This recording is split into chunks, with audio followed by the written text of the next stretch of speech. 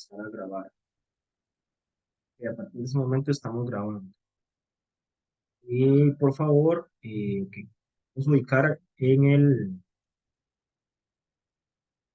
Ok, vamos a ver, escuchan, observan bien. Ok, página número 327 de la unidad didáctica. Ok, entonces, eh, esta,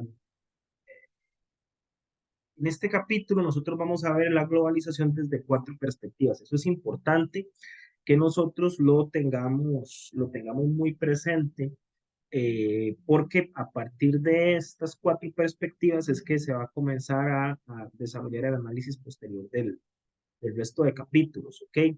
Estas cuatro perspectivas son la fundamentalista, la antiglobalización, la desarrollista y la alterglobalización, ¿ok? Entonces, si nosotros nos ubicamos en la página número 328, vamos a ver pues, es la perspectiva fundamentalista o hegemónica.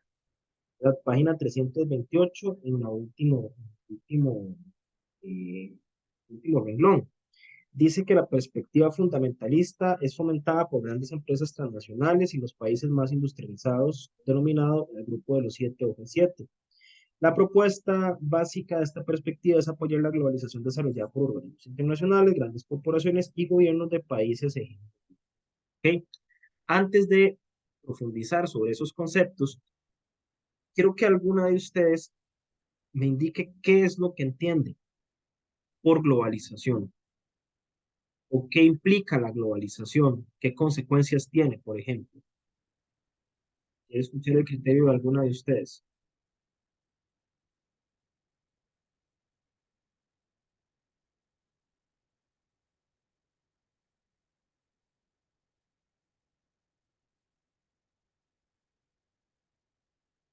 Pueden dar su opinión, no hay ningún problema.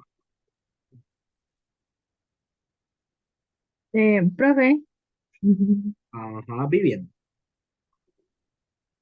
bueno, de lo que yo entiendo de globalización, bueno, de que la globalización hace muchas referencias a muchas cosas, pero no específicamente a una. Digamos, por ello, no existe, digamos, una sola definición para que defina qué es la globalización. Entonces, tiene muchas cosas. Entonces, ahí incorpora la economía, incorpora lo que lleva la sociedad, social y culturas. Así Ajá, yo muy lo entiendo de bien. esa parte, no sé. Va bien, va bien. El asunto es terminar de aterrizar la idea. ¿Ok? Usted dice que implica la Ok. economía, es decir, es un movimiento que en su raíz es económico y que después Ujú. eso afecta a lo demás. Digamos, ¿cómo te explico? Digamos, sí, afecta a la economía en gran parte y a la parte si es cultural también, porque a veces hay perjudicaciones por ese lado. Digamos, a Ujú. veces no se toma mucha importancia en lo cultural, entonces se basa a otras partes que no conlleva a esa respuesta. Ajá. ¿Cómo, cómo, cómo puede afectar a la cultura? Usted que me habló de afectaciones a nivel cultural. ¿Cómo puede afectar a la cultura la globalización? ¿Cuál cultura, digamos? Bueno, bueno, de mi parte, digamos, la cultura, digamos, aquí en mi zona cabeca, eh, Ah, a veces se pierden las raíces, las tradiciones se van así en extinción, digamos, ya no se usa mucho, entonces ya se va perdiendo poco a poco. Entonces ya la nueva generación, los nuevos jóvenes que vienen, ya como que ya no les importa mucho eso, entonces afecta en esa parte, digamos. interesante, interesante, bien. ¿Usted de qué comunidades? Si puedo preguntar. Siu, Siujú sí, de Sí, Chiroles para arriba en Siujú, en ajá, esa zona ajá. cabeca. Sí, sí, uno puede entrar ahí por Valle de la Estrella también. Sí, por Valle de la Estrella se viene, hay una comunidad que viene de Los Ángeles y baja hasta aquí a Siujú. Ajá, sí, está Nimari también por ahí, ¿verdad? Nimari creo que Ajá, hay una. exacto. Ajá, ok. muy interesante. Ese punto de vista es muy importante. No solo es muy importante para la clase, sino que es muy importante para mí como profesor. ¿Por qué? Porque una de las tareas que nosotros tenemos es justamente esto que usted está diciendo que se está perdiendo, es entender o es desarrollar estrategias para que no se pierda en conjunto con las comunidades también, ¿verdad? Sí, ¿por qué la globalización afecta a esto? Porque ahora Ajá. todos estamos en mayor o en menor medida, pero estamos un poco conectados, ¿verdad? Con un aparatito ¿verdad? De 2 o 3 pulgadas, que es el teléfono, ¿verdad? Que eso es una computadora miniatura, ¿verdad? Y que ahora, pues, eso tiene control sobre un montón de cosas. Le pongo un ejemplo, yo, qué sé yo, digo, mira, es que eh, vos tenés el número de algún dentista, le pregunto a alguna persona por WhatsApp y de pronto a mí en redes sociales me sale publicidad de dentistas. Mira, me explico. O sobre intereses, subo una foto con un gato, entonces me empiezan a salir fotos de gatos. ¿Ok? Entonces, eso está enfocado en la parte comercial, en la parte económica, pero indefectiblemente tiene implicaciones a nivel cultural. ¿Por qué? Porque, digamos, desde la globalización se trata de desarrollar una cultura de masas. ¿Ok? Esa cultura de masas, ¿en qué idioma habla?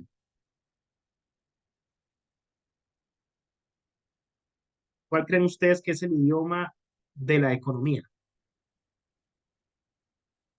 o del dinero, o del poder?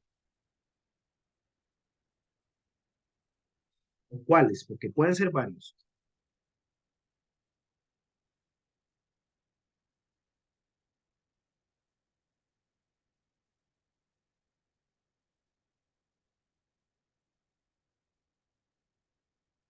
¿Ok?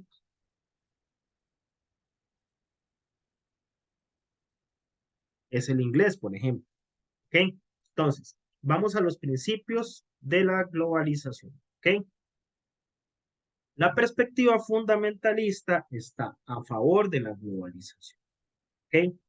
La globalización plantea, entre otras cosas, el desarrollo del comercio a nivel global y que ese comercio, en la medida de lo posible, no tenga ningún tipo de limitación por parte de los estados. ¿Ok? Es fomentado por grandes empresas transnacionales donde hay una hegemonía absoluta y total de la economía. Entonces, desde esta perspectiva, Vivian y compañeras, de ahí el tema, por ejemplo, de la cultura se puede ver como un tema menor, ¿verdad? Como un mal menor. ¿Por qué? Porque lo principal es la economía. Plantea que el Estado es capaz de corregir cualquier tipo de problema social, porque desde el liberalismo económico y del neoliberalismo, que es parte de este proceso de globalización, el mercado se regula solo. Entonces, les voy a poner un ejemplo de cómo funciona o cómo se supone que funciona esto. ¿Ok? Es ley de oferta y demanda. Digamos que yo necesito calificar trabajo, tengo estos lapiceros. ¿Ok?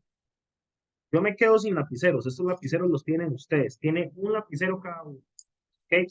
No, digamos que los lapiceros los tiene Vivian. ¿Ok?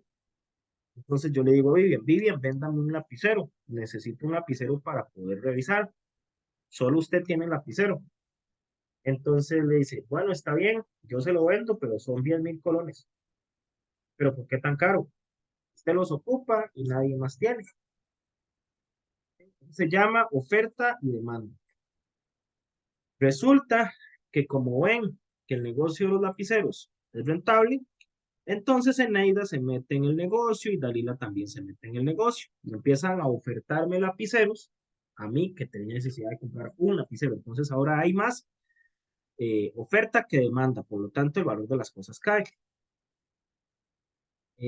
Lo que no plantea el liberalismo, ¿verdad? En esta premisa es que, por ejemplo, entre Vivian y Dalila se pueden poner de acuerdo para vender los lapiceros más baratos y así hacer que Eneida quiebre y eventualmente lo que sucede es que ellas dos monopolizan, digamos, ese mercado.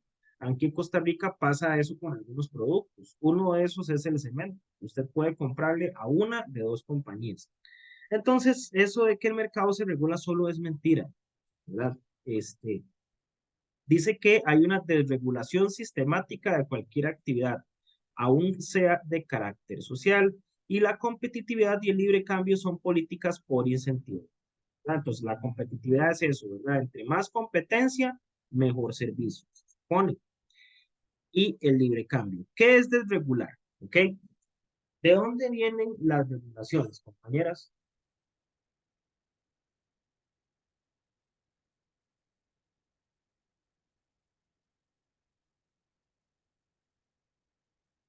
Pueden encender el micrófono y conversar.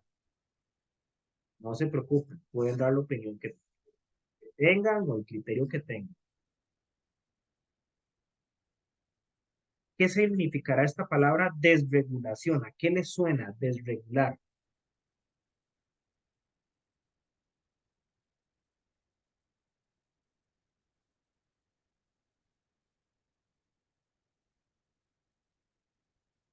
¿Ustedes han escuchado hablar del proyecto de ley de jornada de 12 horas?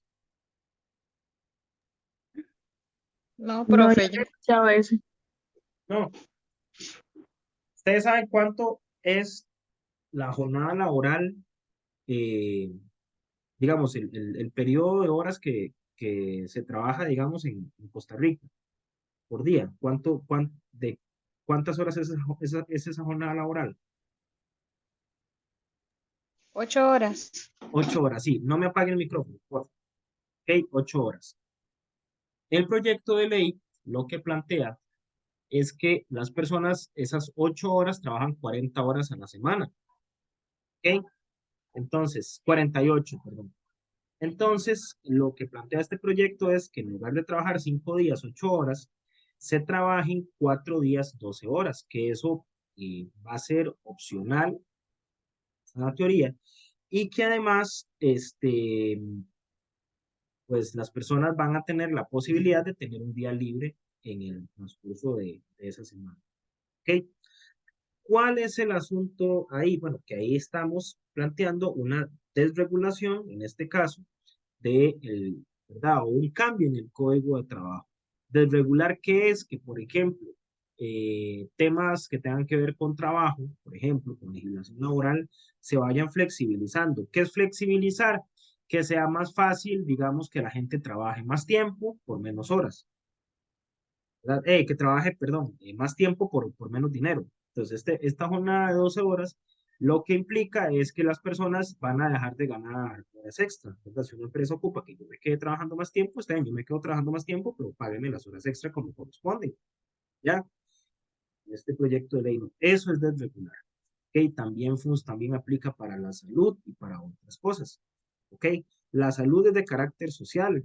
¿Por qué? Porque el Estado invierte y los trabajadores y los patronos invertimos también en un sistema de salud que es un modelo a nivel americano, ¿verdad? Ni siquiera latinoamericano, americano. En Estados Unidos, por ejemplo, no existe algo así. ¿Ok? Entonces, desregular, por ejemplo, el tema de la salud es de abrir, digamos, a que la iniciativa privada acapare puestos que antes ocupaba la salud pública. ¿Cuál es el problema con esto? De lo que hablábamos al inicio, la hegemonía de la economía, compañeras. ¿O cuál puede ser el problema con esto?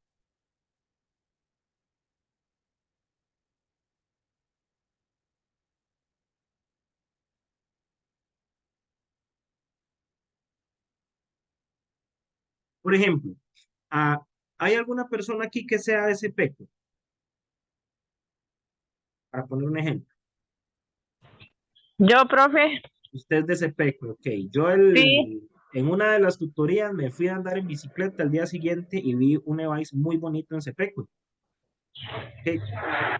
¿Qué tan rentable es para una institución, digamos, o qué tanta cantidad de gente se puede atender ahí?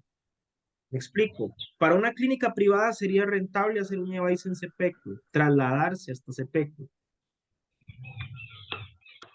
Me explico. ¿A qué voy con esto? La seguridad social es algo que está en una garantía social, ¿ok? En una garantía social que está regulada, ¿verdad? Por el Estado costarricense, es el Estado social y de derecho. Desde la perspectiva fundamentalista, de ahí no, ¿verdad? Si yo mejor hago una clínica en una zona muy populosa, en el centro de una, ¿verdad? En el centro de Limón o en el centro de alguna zona de aquí del Valle Central. ¿Por qué? Porque de pronto no voy a tener tanta gente para atender, por ejemplo. ¿Ok? Eso es el asunto. ¿Por qué? Porque desde la perspectiva fundamentalista lo principal es el dinero. ¿Ok? Entonces, la cultura, que la cultura se pierde, ¿verdad? No es algo que genere, digamos, preocupación o que genere, digamos, algún tipo de, de, de problema para esta perspectiva porque todo está en función de la economía, sobre todo del capital financiero. El capital financiero es un tipo de capital que no se regula, es un poder fáctico. ¿Desde cuándo se desarrolla esta perspectiva? Desde la década del 80 a partir de la caída del bloque socialista. ¿Ok? Entonces, aquí se empiezan a desarrollar actividades económicas transfronterizas. Y les hago otra pregunta. ¿Ok? ¿De dónde se genera la riqueza? ¿De dónde sale la riqueza de un país o la riqueza de una empresa? ¿Cómo se genera esa riqueza? Cuéntame. Neida.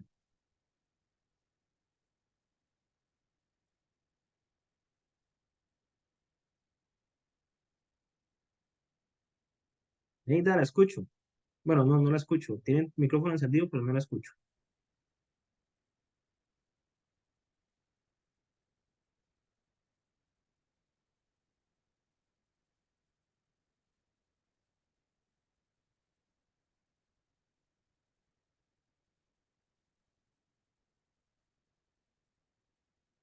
Ok, les pongo otro, otro ejemplo.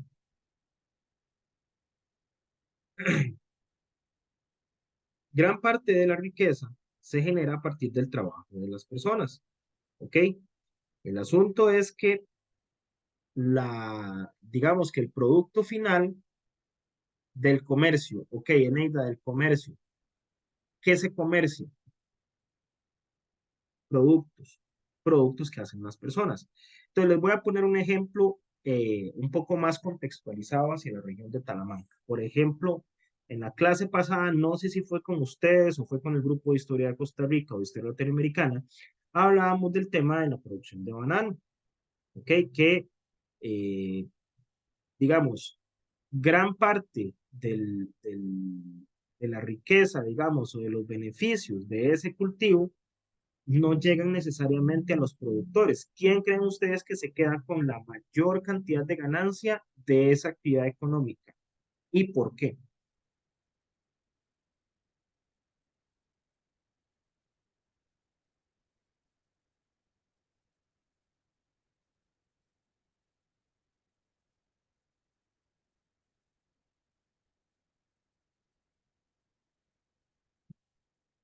Es una opinión, nada más. Cuéntenme, ¿qué opinan? ¿Qué piensan acerca de eso?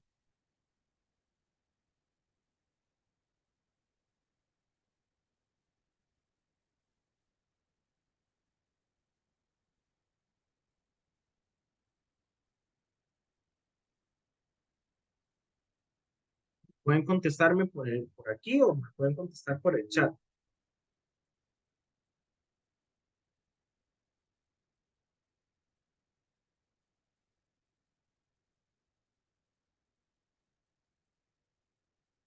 Ah, ok. Es decir, gana más el que compra que el que vende. ¿Por qué? Porque los términos de intercambio los está poniendo el comprador. ¿Ok? ¿Por qué sucede eso? ¿Verdad? ¿Por qué, qué sé yo, la persona que tiene los camiones, que tiene justamente los contactos para establecer el comercio de ese producto, pero al productor, ¿verdad? No le queda nada. Esa situación que se vive o que es en la historia anterior pasa aquí en Cartago, por ejemplo, con los productores agrícolas, ¿verdad? Les pagan muy poquito ¿verdad? Si usted es un productor pequeño, le pagan poquito, ¿verdad? Y es la persona que lleva el producto a San José en un camión, un intermediario, el que encarece el precio del producto. Lo mismo pasa al revés, ¿verdad? Si, qué sé yo, un producto tiene que llegar, cruzar ¿verdad? Desde hasta, ¿verdad? A lugares un poco más alejados del Valle Central, pues entonces los intermediarios, ¿verdad? Que hacen la distribución se van a encargar de encarecer el producto. ¿Ok? Entonces, Eh, estas actividades económicas transfronterizas ahora las vamos a profundizar. En cuanto a la situación actual de esta perspectiva fundamentalista, el neoliberalismo es la economía mundial, es la política económica mundial. Plantea la disminución del Estado en la economía y una mayor confianza en los mercados y en la empresa privada, con protección de grandes bancos a costa de recursos estatales. Por ejemplo, lo que se llamó en su momento la crisis de los PICs. PIC es como decir es cerdo en inglés, ¿verdad? Entonces, los PICs son siglas de Portugal, Inglaterra, Grecia y España, ¿verdad? En inglés se dice Spain, no sería España. Estos países entraron en una crisis económica, en un default, y lo que hicieron los estados fue asumir la deuda de los bancos. Ahora, si un estado, si un país asume la deuda de un banco, ¿quién termina pagando esa deuda?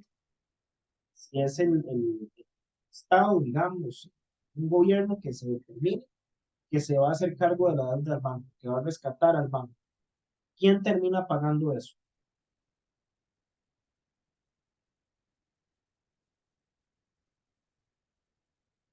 Igual, toda la libertad, encienden el micrófono y me dicen qué es lo que piden.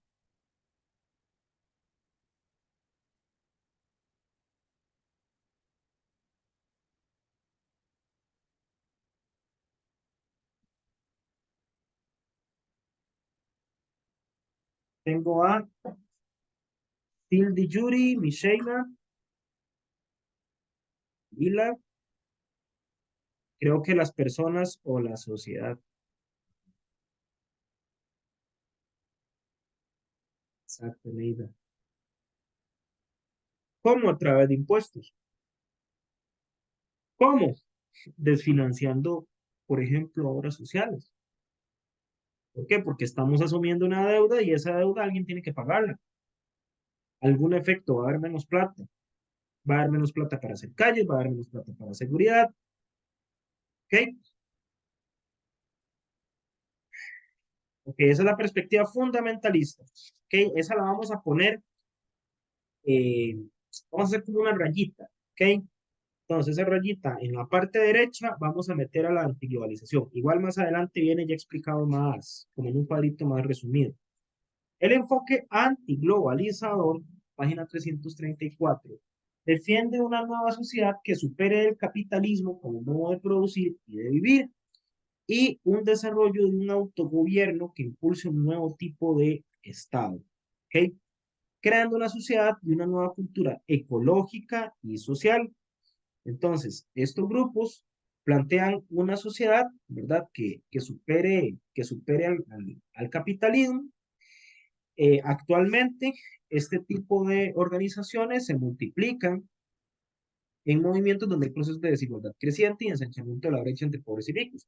Por ejemplo, en España, cuando se dio esta crisis, cuando se dio el rescate de Bankia, muchas personas comenzaron a manifestarse. Producto de esta crisis, en España la crisis fue principalmente inmobiliaria. ¿Ok?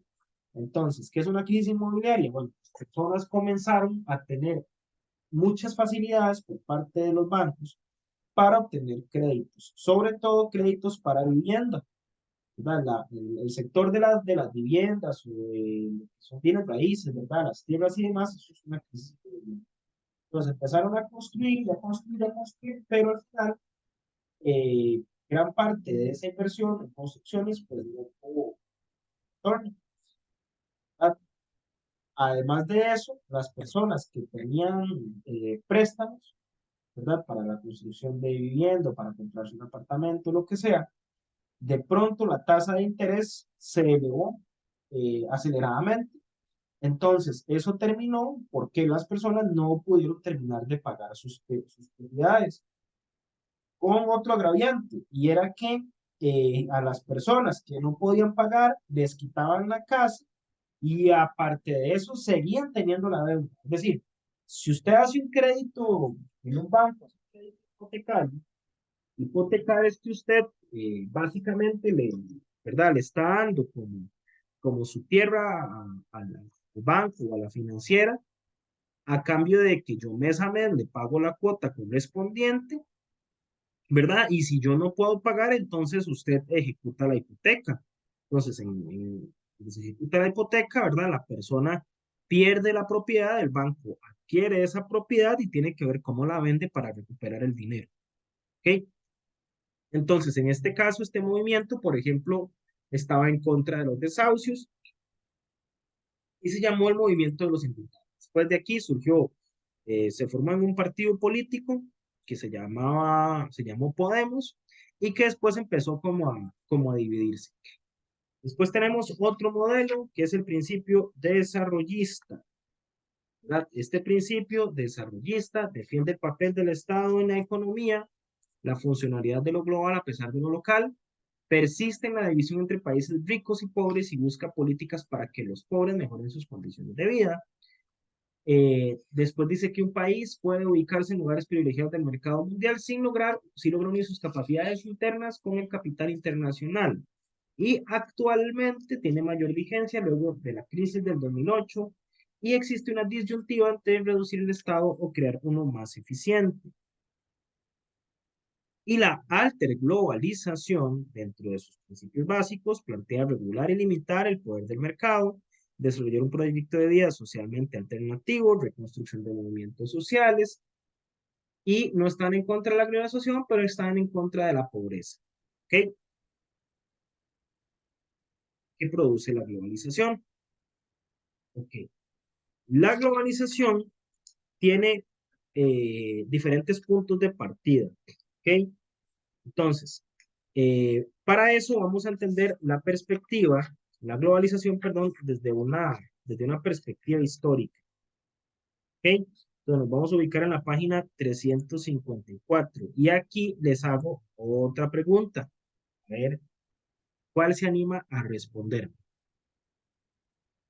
¿Por qué un país que es potencia mundial? ¿Por qué los países que son potencias mundiales? ¿Por qué creen? ¿Qué tienen para ser potencias?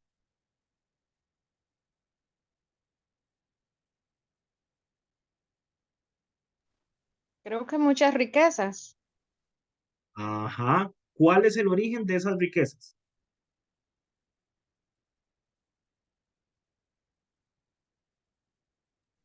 producto del comercio.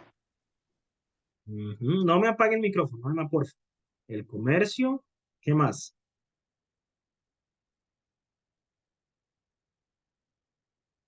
Ojo a este mapa.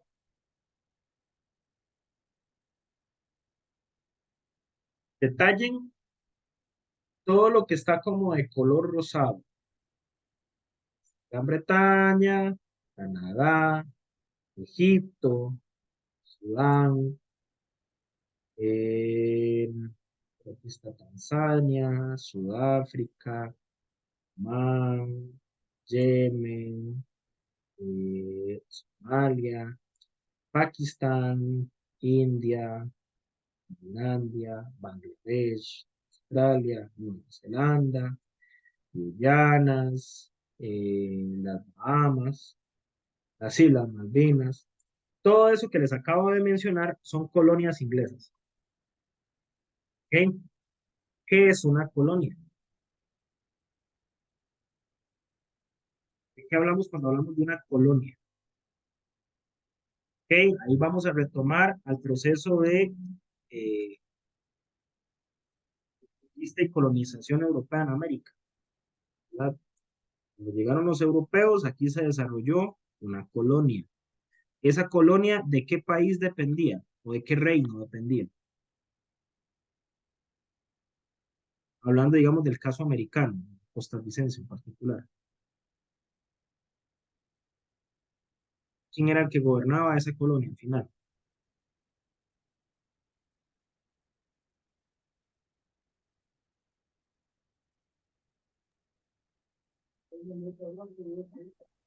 Vivian. No era Mike, Michelle Foucault, no así. Michel Sí, Foucault. ajá. No, él era un filósofo. Yo me refiero al tiempo, digamos, donde los españoles llegaron aquí al territorio americano y comenzaron el proceso de guerra, ¿verdad? Y de exterminio en contra de la población indígena. Ellos, ¿qué es lo que estaban estableciendo acá? Una colonia. ¿Quién era el que estaba al mando de esa colonia? ¿Quién gobernaba esa colonia? Esa es mi pregunta.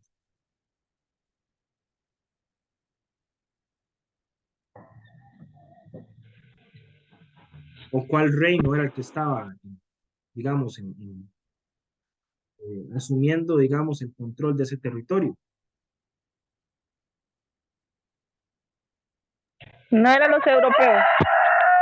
Ajá, eran europeos. ¿Cuáles europeos?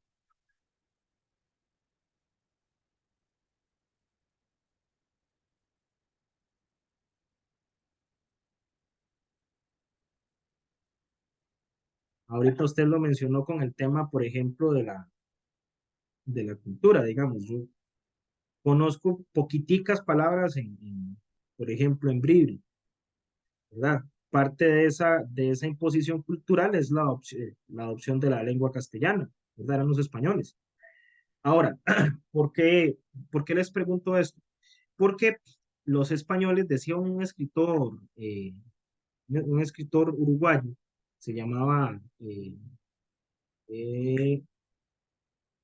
eh, Eduardo Galeano. Galeano decía que los españoles tenían la vaca, pero los ingleses se tomaron la leche. ¿Por qué? España tuvo todo esto que ustedes ven acá, todo lo que ustedes ven de color rojo, era parte del Imperio Español. ¿Ok? ¿Por qué el rey de España era rey? ¿Quién establece que un rey es rey y por qué? ¿Ok? ¿Cuál fue un elemento de control que tenían los españoles de la población en América? Sobre todo a través del miedo. ¿Cómo se controlaba a la gente?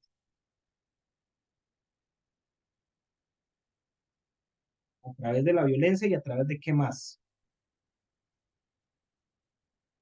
Yo, por ejemplo, le podía decir, si yo era un español, vea, es que eso que está haciendo usted, eso es malo. ¿Qué determina lo que es bueno o malo? Desde el punto de vista, por ejemplo, de los europeos. El engaño, la ignorancia.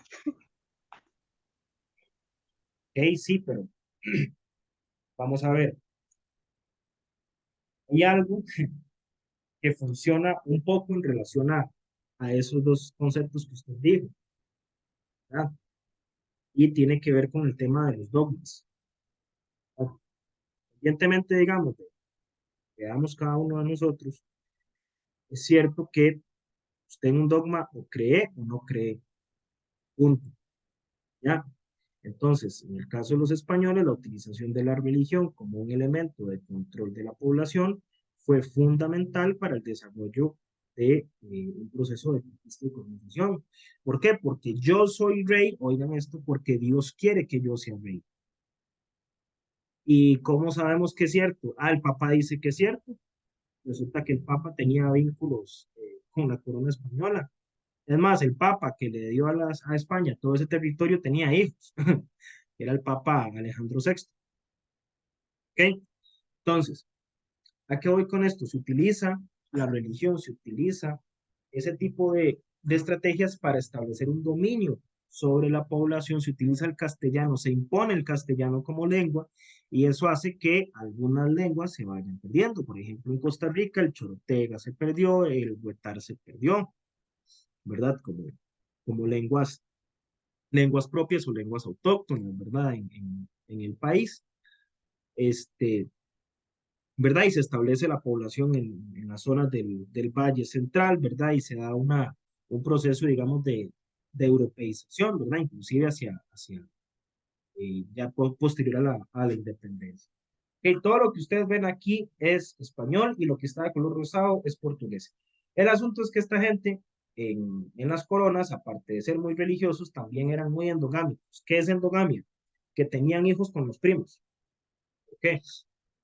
Para que toda la fortuna quedara dentro de la familia. Y aquí, en este periodo, en esta perspectiva de la globalización, la primera globalización, la globalización europea, tenemos la adopción de la doctrina mercantilista. ¿Ok? ¿Qué venían a buscar los españoles aquí?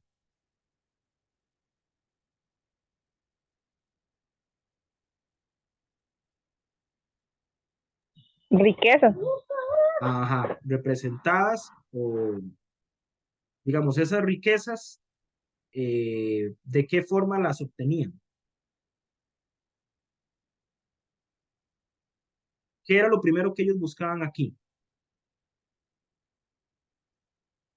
Estoy hablando de un mineral muy valioso, Oro. oro y plata. ¿Ok? El mercantilismo lo que plantea es que el país más desarrollado es el que tiene más oro y más plata. ¿Ok? Entonces, el desarrollo económico español se basó en una economía principalmente extractivista, es decir, ellos extraían. La tierra era de ellos, porque el Papa había dicho. Entonces, el rey lo que hacía era que le decía a algún explorador o algún interesado o aventurero, él se financiaba el viaje, ¿verdad? Con sus propias naves y con sus propios hombres, se venían, se metían acá. Si el explorador lograba establecer un ayuntamiento o una iglesia, ¿verdad? Y lograba someter a la población, entonces él a cambio iba a recibir de parte del rey una merced de tierras. Una merced de tierras es como, como un título, por así decirlo, ¿verdad? O una certificación de que esa tierra le pertenece por orden del rey, que es la máxima autoridad y que es, como ya dijimos antes, elegido por Dios, ¿verdad? Entonces no se le puede discutir. Y en bajo esta condición, entonces muchas personas llegaron a meterse aquí a territorio americano y pues no necesariamente eran, ¿verdad? Ni los mejores cristianos, ¿verdad? Ni los mejores guerreros, pero lograban, digamos, hacerse con esta cantidad de tierras. ¿Cómo ganaba la corona española con todo eso? Por medio de los impuestos. Entonces yo llegaba, sometía a la población, ¿verdad? Me daban una encomienda, por ejemplo, indígenas. ¿Qué es una encomienda? Que las personas tienen que trabajar para el encomendero, el español, y a cambio de eso, el español les enseñaba la religión. ¿Okay? Si una persona no se quería convertir al cristianismo, entonces se le recluía en reducciones, ¿verdad? Entonces, yo lo separo del resto de su familia, del resto de su clan, en un grupo pequeñito de personas. ¿Ok?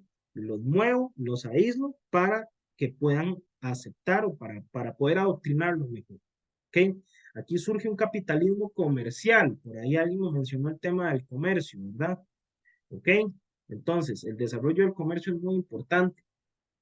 Entonces, los barcos españoles salían de América, por ejemplo, de Veracruz, aquí en México, y una quinta parte de lo que extraían, ya sea de oro, de plata, o bien también habían otras maneras. Por ejemplo, en Costa Rica no habían grandes minas como por ejemplo habían en Potosí, en Perú, o en Zacatecas, en México.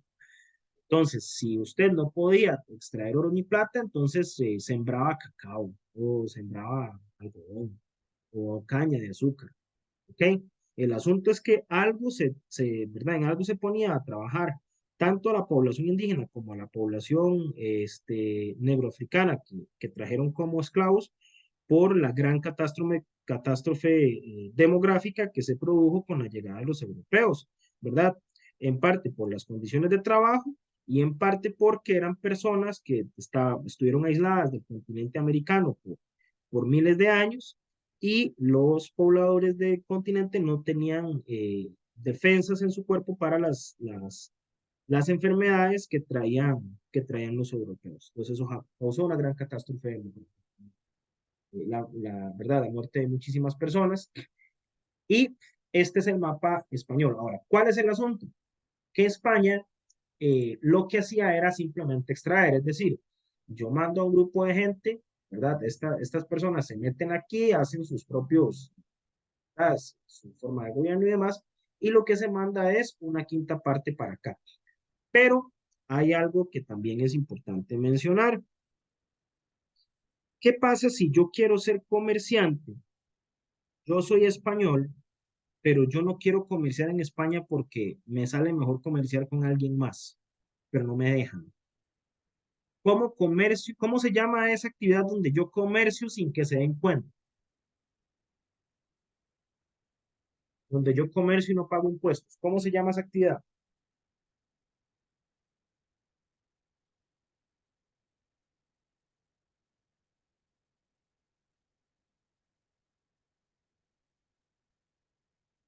Les voy a poner un ejemplo más sencillo. Digamos que yo quiero, no sé, comprarle unos chocolates a mi mamá o comprar un repuesto del carro. Y yo me doy cuenta que si me voy para Zixaola o me voy para Chase o me voy para Paso Canoas, me sale más barato en Panamá que en Costa Rica. ¿Ok? Eso es el contrabando, ¿verdad? O sea, el contrabando se da en la medida en que yo no estoy pagando, por ejemplo, los impuestos que tengo que pagar para ingresar un producto. Entonces, ese fue el gran dolor de cabeza de los españoles, el tema del contrabando. ¿Quiénes se dedicaban mucho a eso?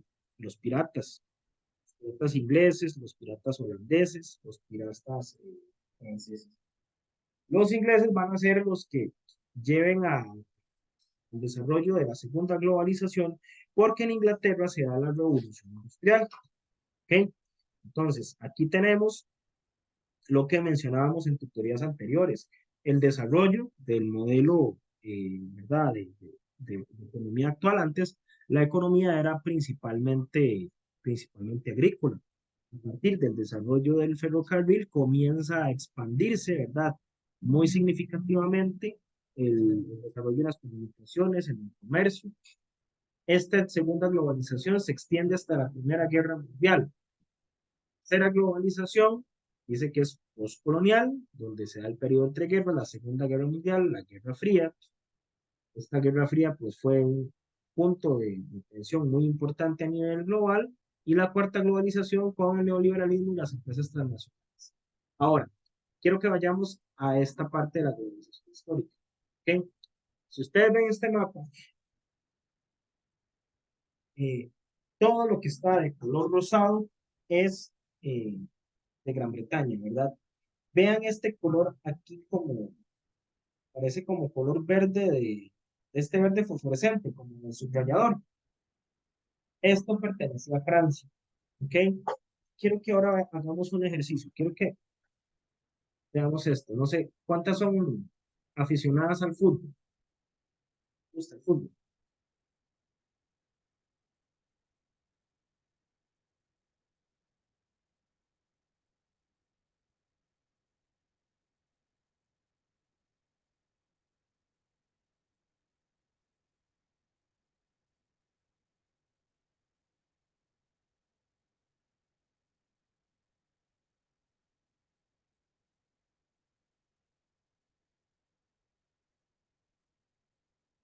Ajá. Vean esta imagen. Voy a compartir unas... Están viendo una página de Google, ¿verdad? Acá, están viendo una página de Internet, ¿cierto?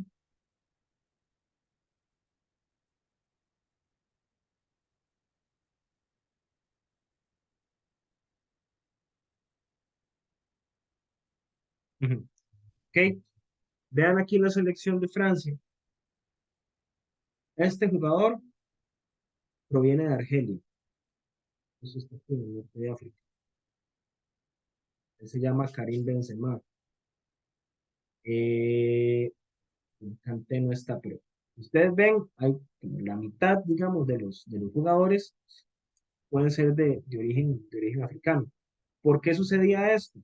Porque estos territorios de África eran colonia francesa. ¿Cuál es una de las contradicciones de la globalización? La inmigración. ¿Por qué? Porque en estos países de África la gente vive en condiciones muy, muy precarias. ¿Por qué? Por las condiciones a las que fueron sometidos durante el periodo colonial. Entonces, eventualmente, las personas que viven aquí o que malviven aquí, que viven en condiciones de extrema pobreza, van a intentar migrar hacia el país que fue la capital, que en este caso es Francia. ¿Ok? Es una de las contradicciones de la globalización. Ok, después de la globalización histórica, vamos a hablar de la globalización en términos económicos. ¿Ok? Entonces, este segundo concepto lo vamos a encontrar en la página 370. Dice que hay deslocalización y tercerización de la economía. ¿Ok? Tercerización y deslocación. Hay una vinculación financiera para países huéspedes que necesitan, dentro de esta vinculación financiera, bajo nivel de déficit, reducción de impuestos a las ganancias de las empresas, privatización de servicios estatales y desregulación del mercado. Es lo que les mencionaba antes. Es decir, si usted se quiere vincular con el mundo extranjero, con el mundo comercio internacional, usted necesita no beber mucha plata, tener, ¿verdad? Menos impuestos a las ganancias de las empresas. Es decir, usted trate de no ponerle trabas a las empresas para que, ¿verdad? Para que esas ganancias no se le cobren impuestos. En Costa Rica, por ejemplo, lo que se hace es el régimen de zonas francas, donde a las empresas directamente no se les cobra, ¿verdad? Impuestos o servicios para que ellos vengan, ¿verdad? Y puedan dar oferta de trabajo. También privatización de servicios estatales y desregulación del mercado laboral. Eso es que sea, por ejemplo, más barato para una empresa abaratar, por ejemplo, el despido, entre otras cosas. Ahora, la deslocación, quiero que lo veamos con un video. Este video se llama,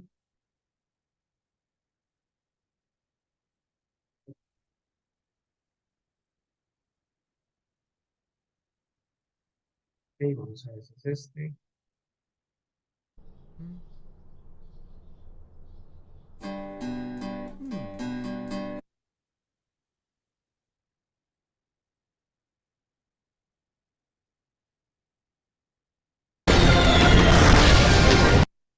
Me indican porfa si lo escuchan.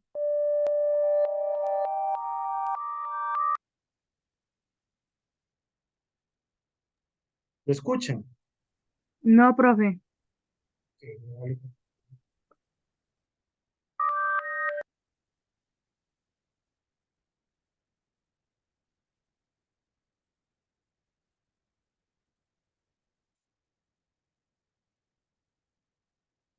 Ok, pues ahora sí está para que escuchen. Entonces, las dejo un momentito con el video y ya regreso, ¿de acuerdo?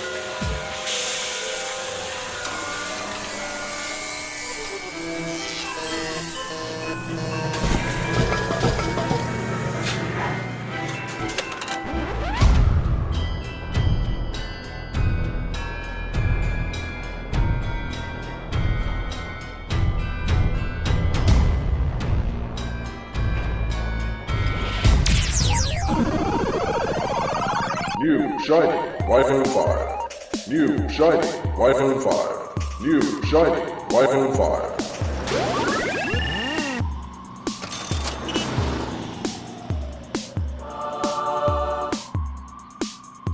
The new iPhone 6. Get yours New today. iPhone 7. New, better. The new iPhone 10. The new iPhone 10. Buy it today. iPhone 12. New iPhone iPhone 13. New 14. iPhone 14. New iPhone 15. New iPhone 16. Buy it today.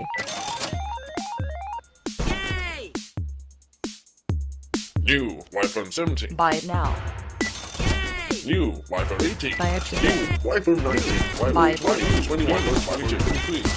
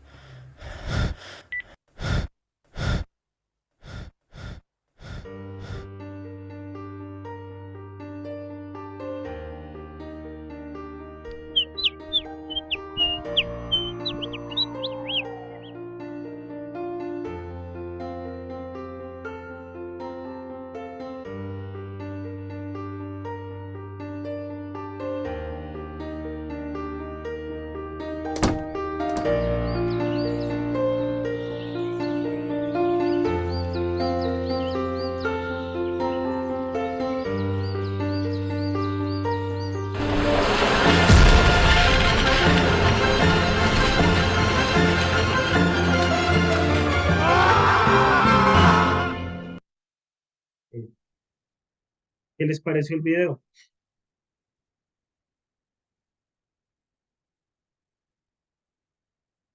Ok, una partecita donde yo sí quisiera como profundizar, ¿ok? Justamente a propósito de la deslocación, y es esta escena.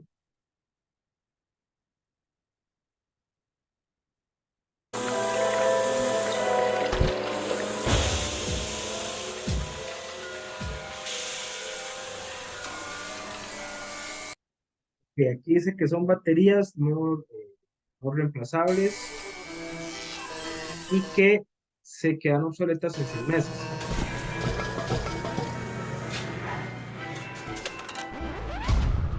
Eso, deslocación productiva. ¿Qué es eso? Que la cabeza de una empresa está ubicada en un país, ¿verdad? En su, digamos, de origen, por así decirlo. Por ejemplo, la Apple, ¿verdad? La que fabrica las Macintosh y los iPhone y esas cosas. Su cabeza, digamos, su centro está en Silicon Valley, esto está en Estados Unidos, en California, pero gran parte de la manufactura de estos productos se hacen, por ejemplo, en China. Vean las condiciones de trabajo de la gente en China. Eso igual puede pasar con, por ejemplo, temas, como por ejemplo, artículos de ropa, de vestimenta, ¿verdad? Mucho de esto New ¿verdad? shiny iPhone 5.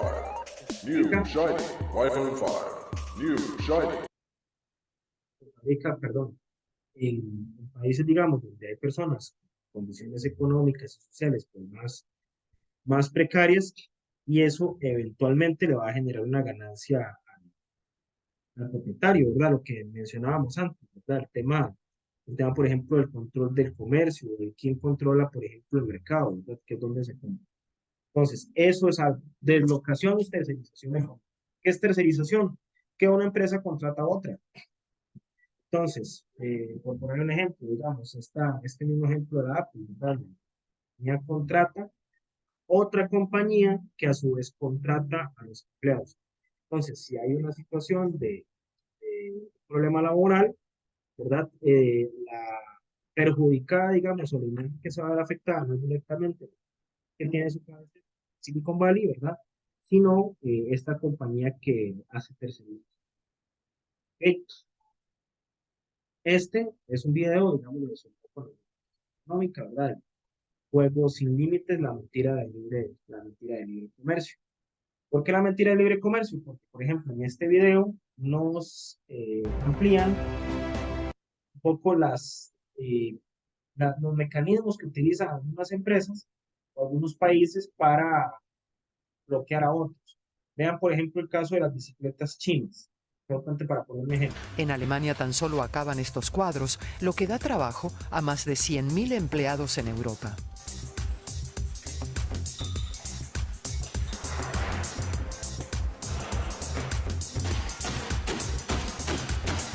Wolfgang Rehna se alegra de que este arancel mantenga fuera a la competencia china.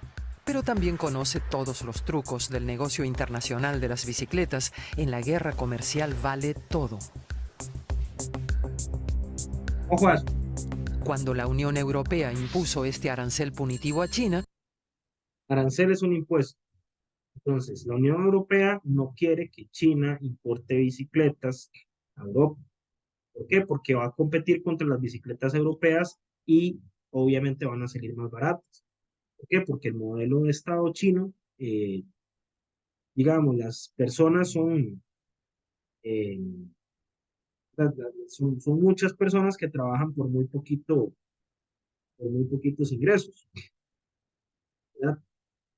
Entonces, eso les permite producir mucho más barato. Que la Unión Europea pone aranceles, es decir, impuestos, que hacen que sea más barato comprar una bicicleta europea que una china, pero es únicamente por el impuesto. de repente comenzaron a llegar bicicletas de Camboya, Malasia, Indonesia y otros países. Vean el impuesto del 48,5%. Es decir, si una bicicleta vale 100.000 colones, pues con el impuesto va a costar 148.000 colones. Entonces, si Europa hace la bicicleta 125.000 colones, igual va a salir más barato, aunque la bicicleta en términos de producción sea más cara. Cuando quedó claro que se trataba de bicicletas chinas, impusieron aranceles a todos esos países.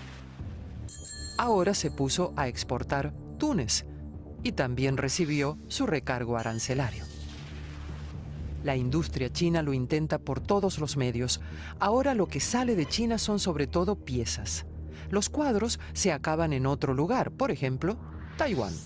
Allí es donde gana valor, pues deja de pagar el arancel punitivo de la Unión Europea.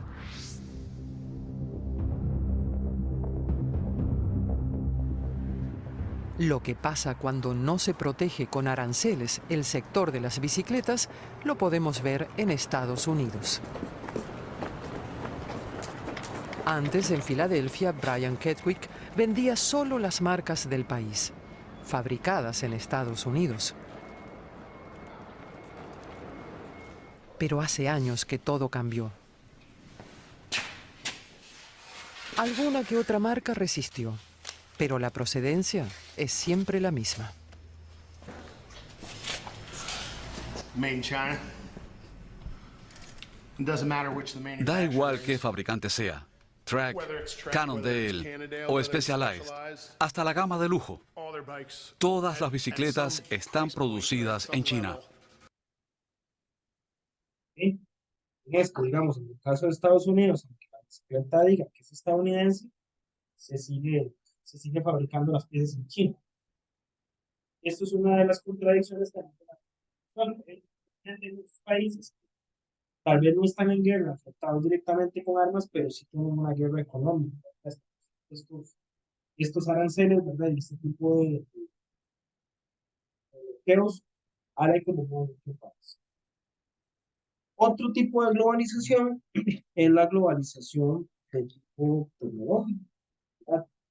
Y aquí nos hacemos una pregunta, ¿es una sociedad de la información o una sociedad del conocimiento? ¿Por qué? Porque la información pues, es muy variada, ¿verdad? Usted al alcance de un clic, ¿verdad? Usted puede abrir Wikipedia y encontrar toda la información que quiera, pero ¿qué tan rigurosa es esa información? ¿Verdad? Por ejemplo, recientemente estaba viendo un programa en las noticias de que han aumentado los discursos de odio en el país, ¿verdad? Por temas de política, de temas de religión, de fútbol, o también por temas de, ¿verdad? De movimiento social, de género, ¿verdad? Y ese tipo de cosas. Entonces, en esta sociedad, ¿verdad? Tan mediatizada, se busca la inmediatez en la información, ¿verdad? ¿Quién es el primero que la da? Pero en esa carrera, por ver quién es el que primero da la información, también se pierde parte del vigor de la información. ¿Por qué? Porque usted, al dar las cosas rápido, puede que no verifique y se establecen las noticias falsas. Y eso es muy grave, porque en esa medida usted puede, por ejemplo, jugar con la dignidad o con el nombre de una persona. También hay una reorganización del sistema socioeconómico, de una deslocación productiva que mencionaba antes, aparición de nuevas identidades y esto también es importante, reterritorialización de comunidades de inmigrantes.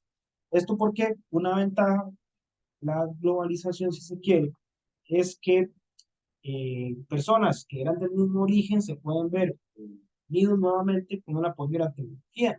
Digamos, antes, ¿qué les diré yo?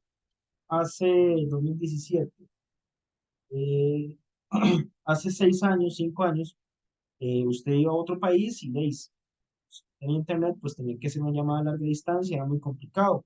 Ahora usted puede estar en otro país y con WhatsApp, ¿verdad? Con WhatsApp llama a cualquier persona.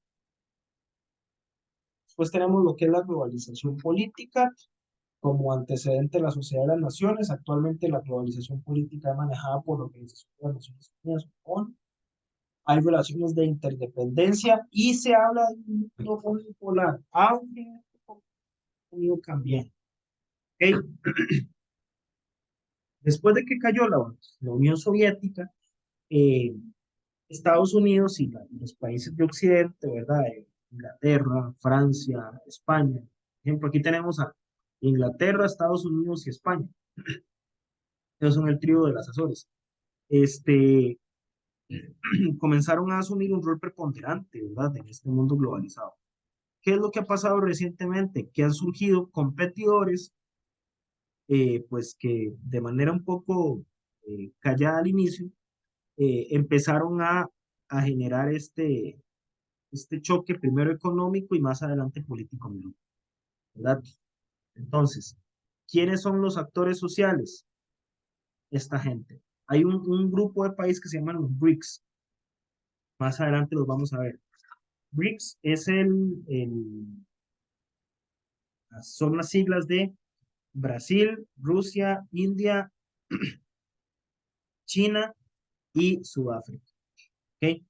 Esos países están enfrentando a este bloque de poder de la OTAN. De hecho, hay una organización que se llama Cooperación de Shanghái que incluye a Rusia, China, India y Pakistán. Entre esos países está más del 60% de la población del mundo.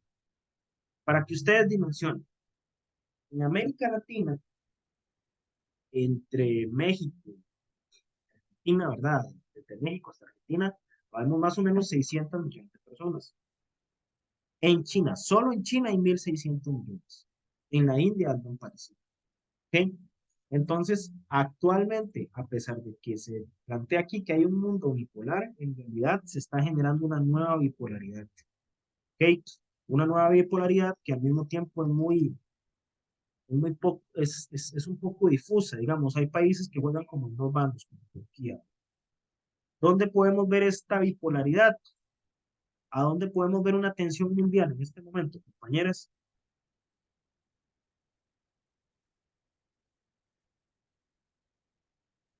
Esa disputa por el poder, dónde lo vemos actualmente a nivel global?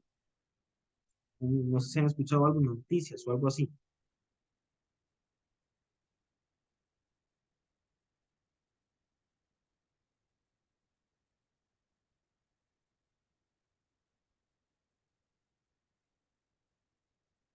¿A dónde creen? ¿A dónde han escuchado ustedes sobre conflictos o guerras, tal vez?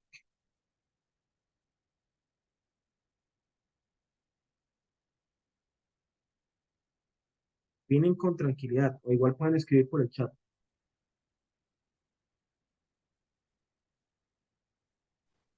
Profe, es que el internet se entrecorta el mío y no le copio bien la pregunta. Ah, ¿Me ok. podría repetir, por favor? Sí, que actualmente donde hay un conflicto así entre potencias en el mundo, en este momento, digamos.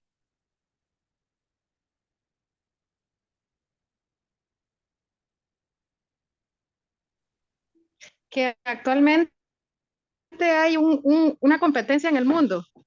Sí, un conflicto, una guerra. Ajá, ¿A guerra dónde? ¿A dónde? ¿A dónde está ocurriendo? en Rusia. Ajá, entre Rusia y Ucrania, correcto. Ok.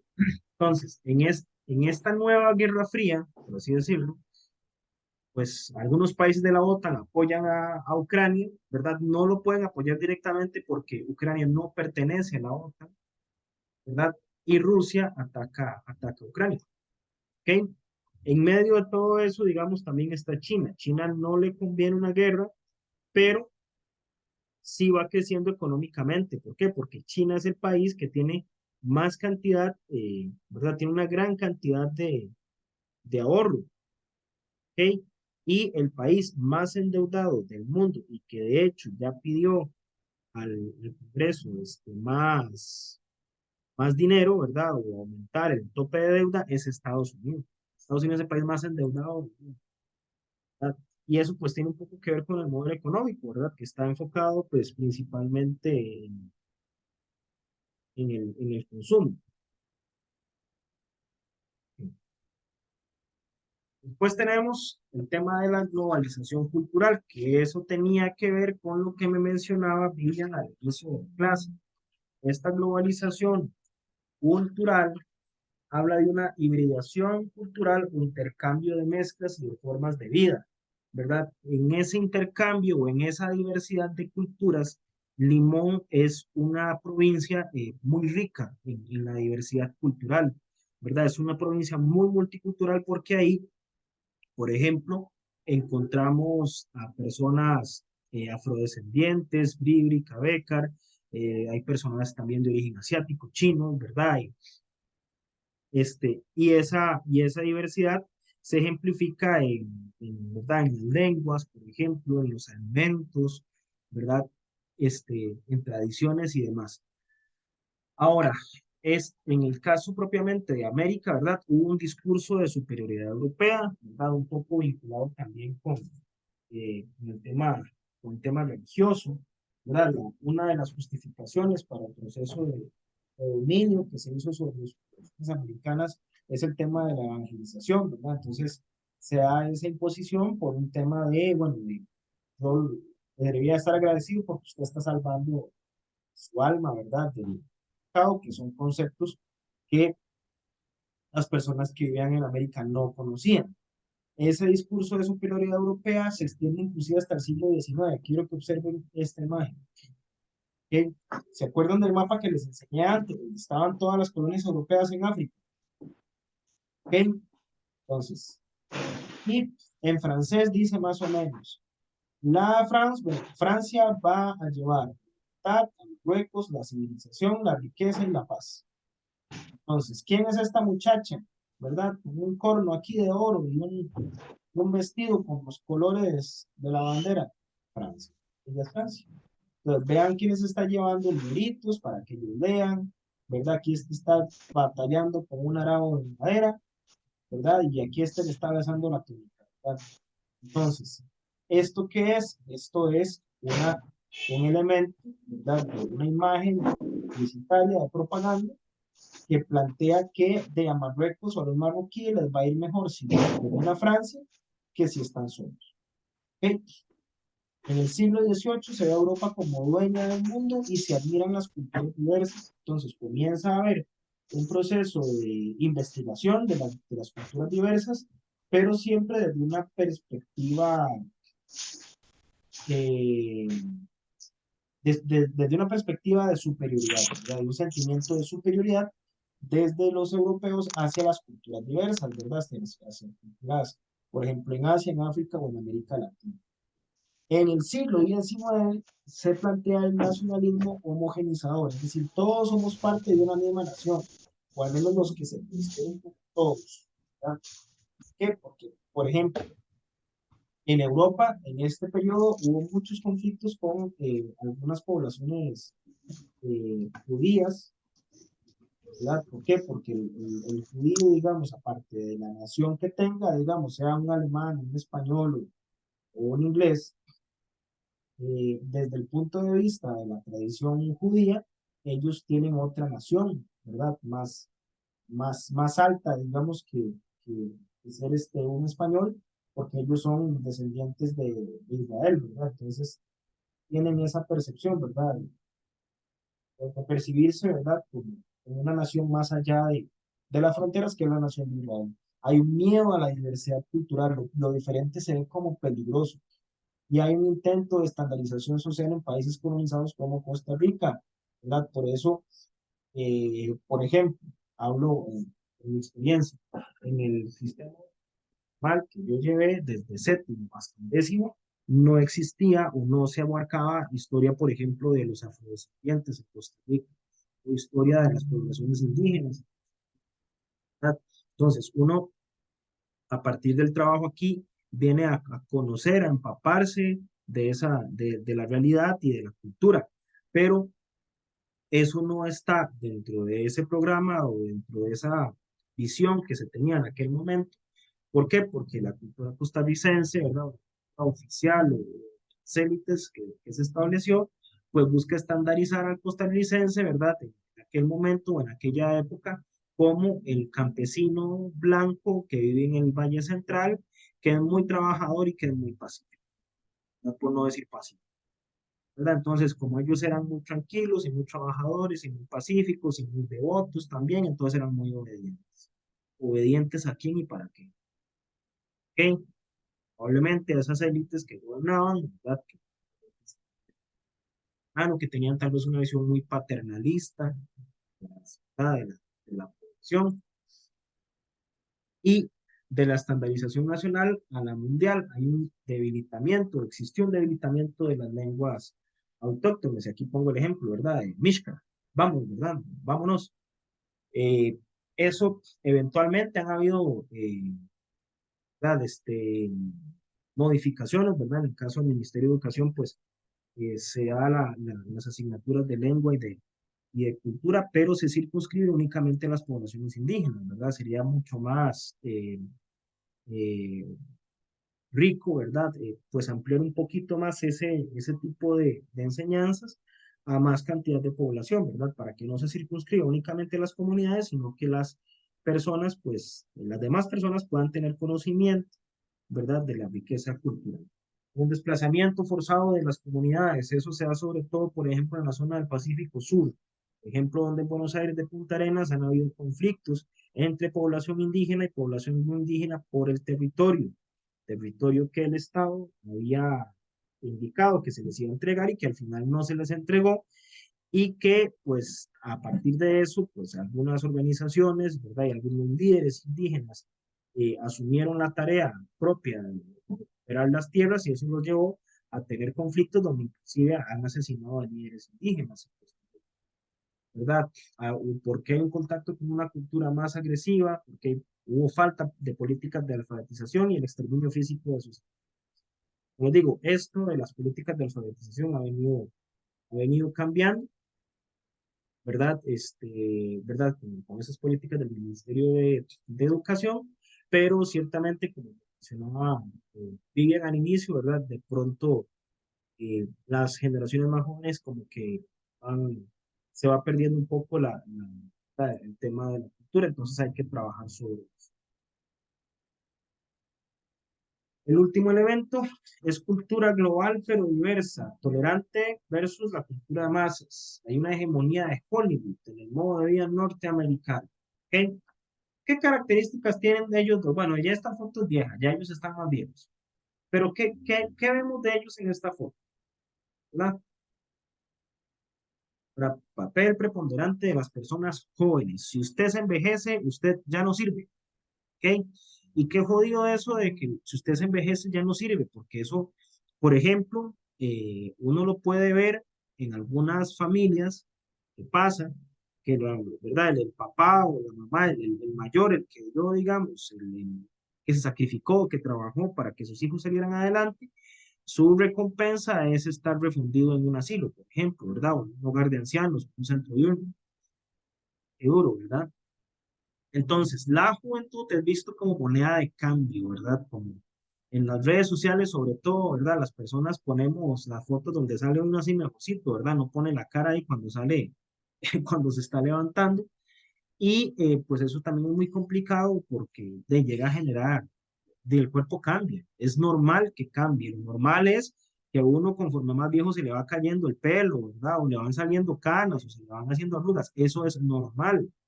Pero dentro de esta cultura del espectáculo, ¿vale? ¿Verdad? Usted no puede hacerse viejo, o si usted le pregunta la edad se va a ofender, ese tipo de cosas. ¿Ok? Y hay una pugna entre una cultura de masas y una cultura global. Y eso sería respecto a el capítulo 2. Ahora, en cuanto al capítulo 3 y 4, vamos a ver las características económicas de la globalización, promesas y realidades. ¿Ok? Entonces, uno de los principales aspectos es que se tiene como un fenómeno financiero. Sin embargo, existen factores como es la especulación financiera. ¿Qué es especular? Especular es cuando yo compro algo para intentar venderlo más caro. Entonces, esta especulación financiera es que yo compro acciones de un determinado producto y trato de vendérselas a alguien más caro. Aunque yo tenga que decirle, mira, viera qué buenas estas acciones, viera qué buen producto, a que sea mentira. Después hay un crecimiento sin empleos, hay una reducción de la ampliación de la servicios y un aumento en la usura. Después tenemos las características culturales de la globalización, que abarca tres aspectos: la informática, la automatización y la biotecnología. En cuanto a la informática, tenemos que ha generado grandes cambios, principalmente en el orden social, como computadoras. La revolución se relaciona con cambios tecnológicos de la información. Por ejemplo, uno de los elementos más importantes que tenemos sobre la informática es el desarrollo de la inteligencia artificial. ¿Verdad? En informática tenemos grandes empresas como Microsoft, Apple, IBM, Oracle, y actualmente, por ejemplo, en las últimas redes están Amazon, por ejemplo, o Facebook y Instagram, Twitter de Mark Zuckerberg, ¿verdad? Esas personas son grandes oligarcas. Después la automatización, que ha tenido un gran avance, ¿verdad? Se ha visto fortalecida por avances también en la informática, los drones que han utilizado años para militares, y aquí vemos un ejemplo de la automatización en el ensamblaje de un vehículo. Usted en esta imagen no hay en ninguna parte una persona trabajando. Son cosas haciendo más cosas, ¿verdad? Diseñadas o manejadas por una computadora. Tenemos la biotecnología, que es un estandarte de la globalización, es muy importante, por ejemplo, para personas que han sufrido, por ejemplo, amputaciones, ¿verdad? El desarrollo de esta tecnología.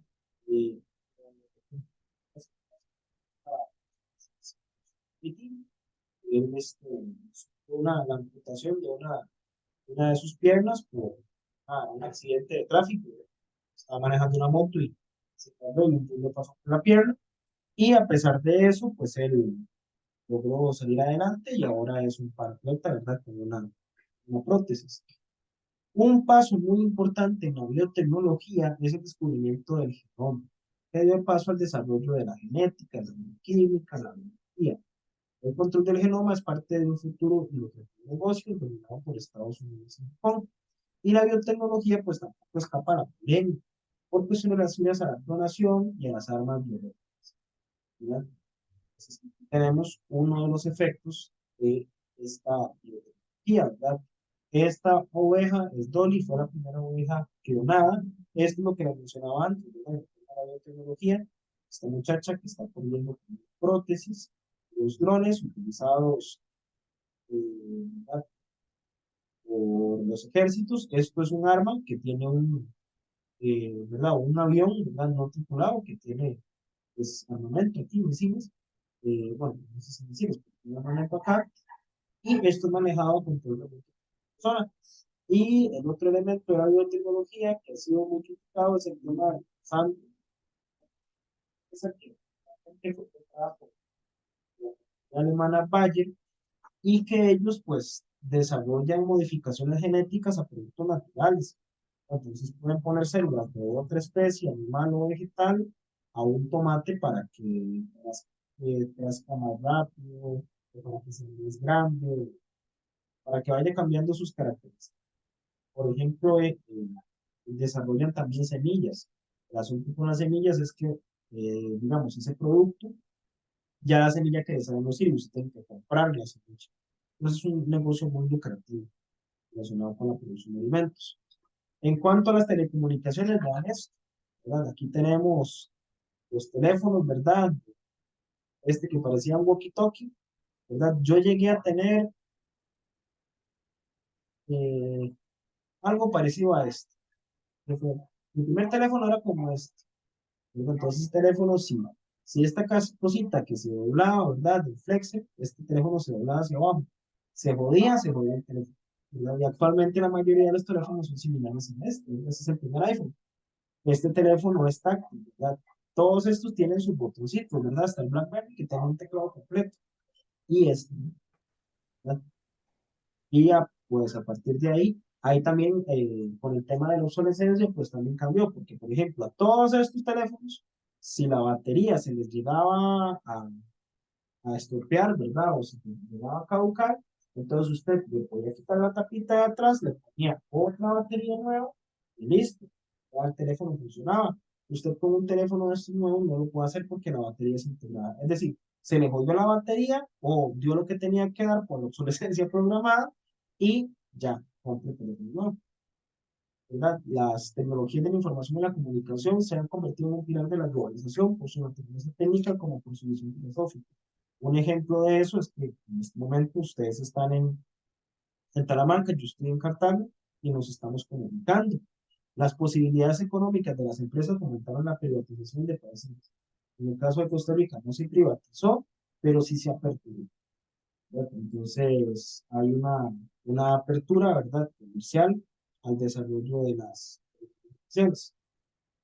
Cuanto al consumo cultural, pues vamos a tener entretención de fácil comprensión, ¿verdad? La idea es no piense, ¿verdad? Dice aquí la pantalla.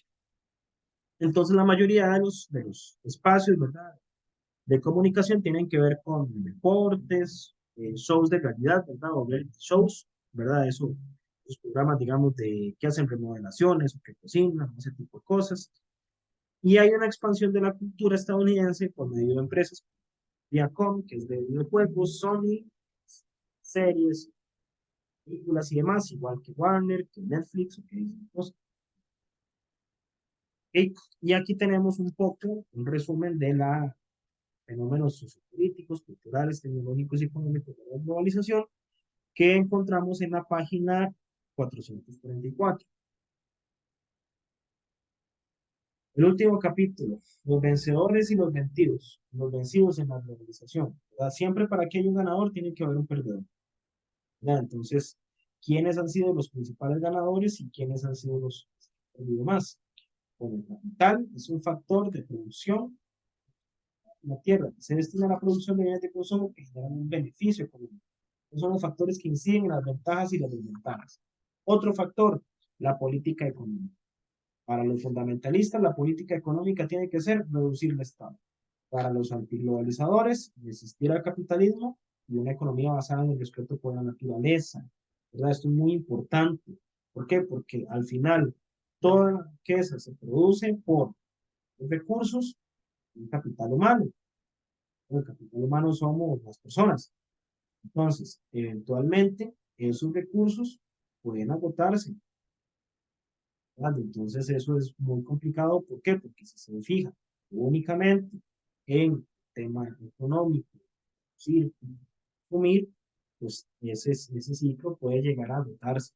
¿Verdad? Por ejemplo, para que un ser humano promedio consuma, perdón, un ser humano de cualquier parte del mundo consuma un estadounidense promedio, es decir, si todas las personas del mundo consumieran como un estadounidense promedio, harían falta 3 planetas de.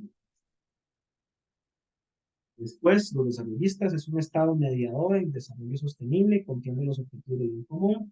El arte de globalización plantea políticas globales de salarios, acceso educativo y reducción de la pobreza. En cuanto a lo que son actores sociales, los fundamentalistas creen en un ciudadano con mentalidad capitalista basado en el beneficio, es decir, yo pienso en términos de. Los antiglobalizadores están totalmente al contrario de estos, creen que el ciudadano tiene que ser respetuoso de grupos subalternos y vulnerables. Los desarrollistas creen en una sociedad civil nacional y deberes, y la globalización, un ciudadano consciente de derechos universales. En cuanto al modelo de desarrollo, los fundamentalistas plantean un modelo agroexportador, los antiglobalizadores de libertad, los de alta globalización de igualdad de oportunidades y los desarrollistas de desarrollo global y local, es decir, que se desarrolle lo global junto con lo local.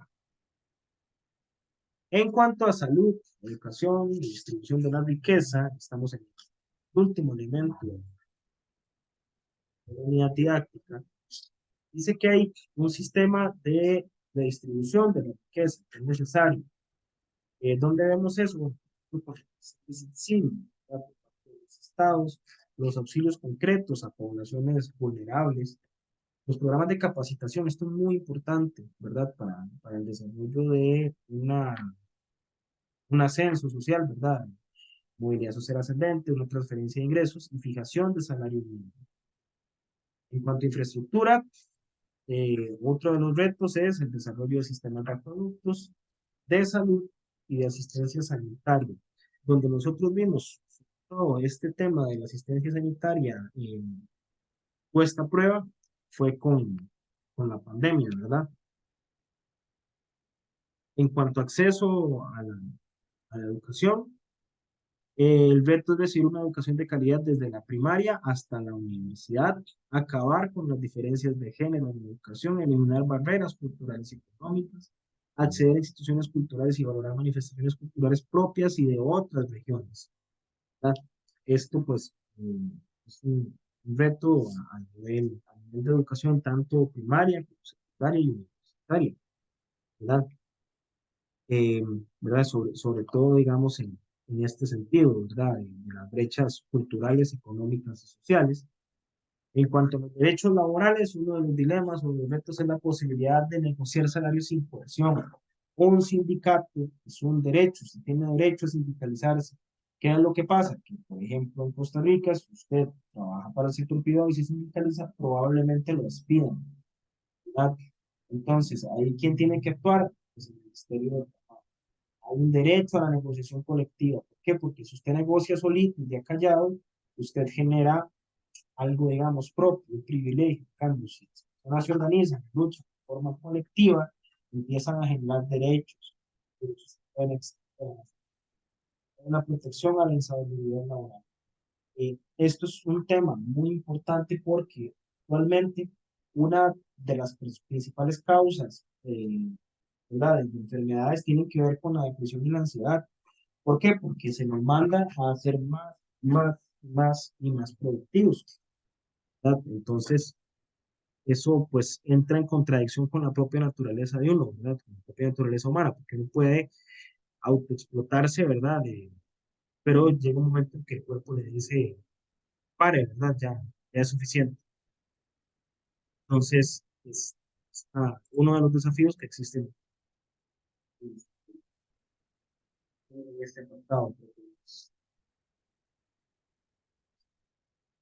Y eso eventualmente, si no hay derechos laborales, si no hay derechos económicos, eso eventualmente va a generar unos esfuerzos, porque la gente está enojada, pero no sabe por qué está o asume posiciones políticas. Digo, no sé si tienen alguna opinión, algún comentario, alguna duda que haya quedado pendiente.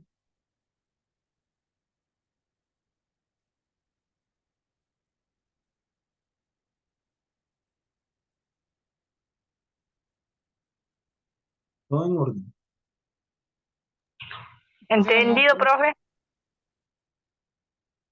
Ok. ¿Quién más me encendió el micrófono? Yo digo que está entendido igual, no tengo dudas. Pues, esta sería la última clase. Les agradezco mucho la atención y cualquier duda la gestionamos por medio de la plataforma. Ya estoy terminando de revisar los últimos aportes del trabajo 2, ya hoy terminan de estar revisados y seguiría revisando el número 3 y ya digamos empezamos el periodo del proyecto. Pues cualquier duda me pueden escribir por la plataforma o directamente por WhatsApp. Fuerte.